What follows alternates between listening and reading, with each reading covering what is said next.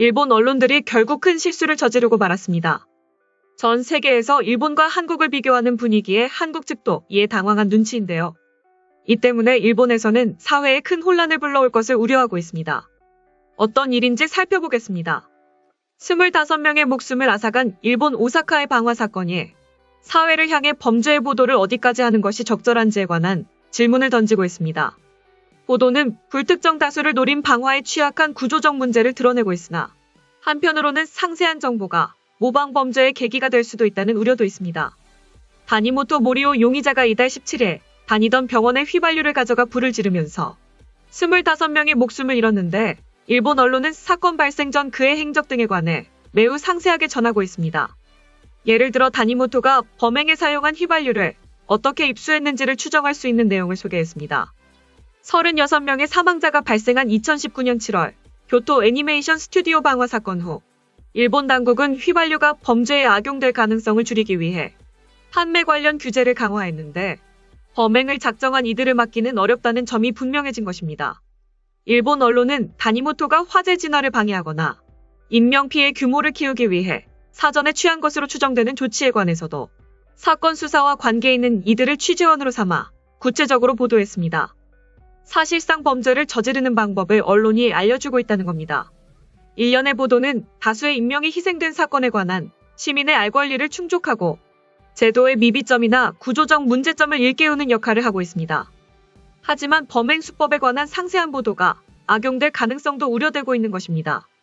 10월 말 도쿄의 전철에서 방화 및 흉기 난동을 벌인 혐의로 체포된 용의자는 올해 8월 벌어진 사건을 따라한 것이라고 경찰 조사에서 진술한 바 있습니다.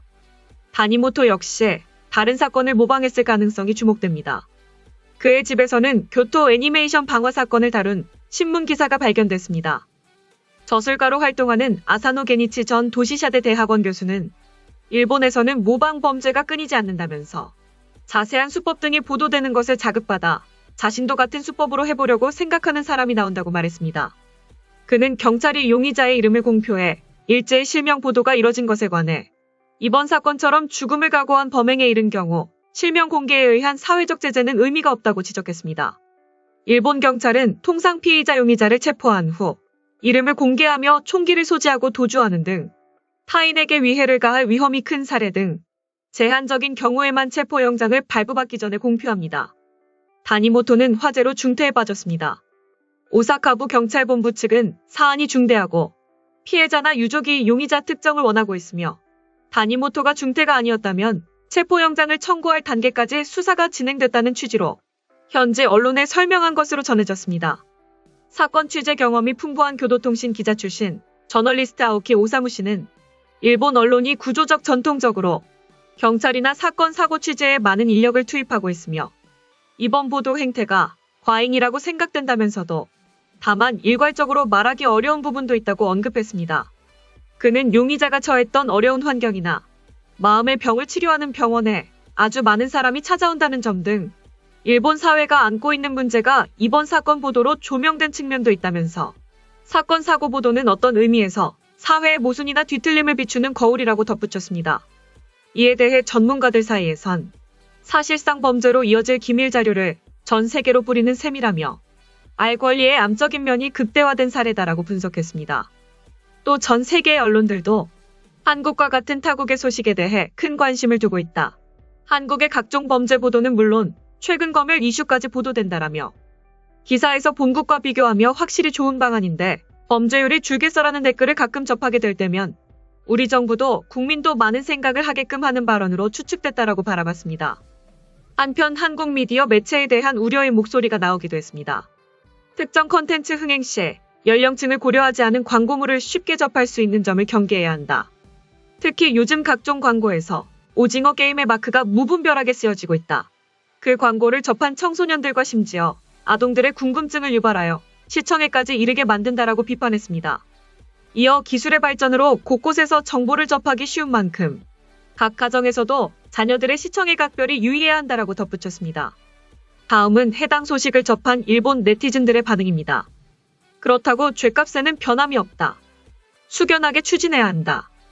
그렇게 공들여 도망가지 못하게 해놓고는 방화에 대해선 형사 책임을 물을 수 없다거나 하다니 일본의 사법은 대체 어떻게 되어가고 있는 거야?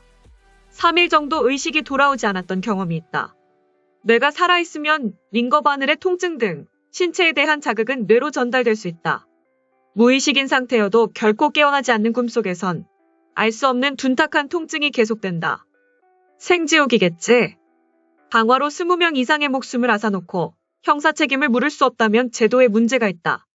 이런 문제에는 입법부가 대응하지 않는다면 실제 현장은 더욱 괴롭기만 할 뿐이다. 말다툼으로 경찰관의 멱살을 살짝만 잡아도 공무집행방해로 체포되는데 이놈이 체포되지 않는 것은 의미를 모르겠다.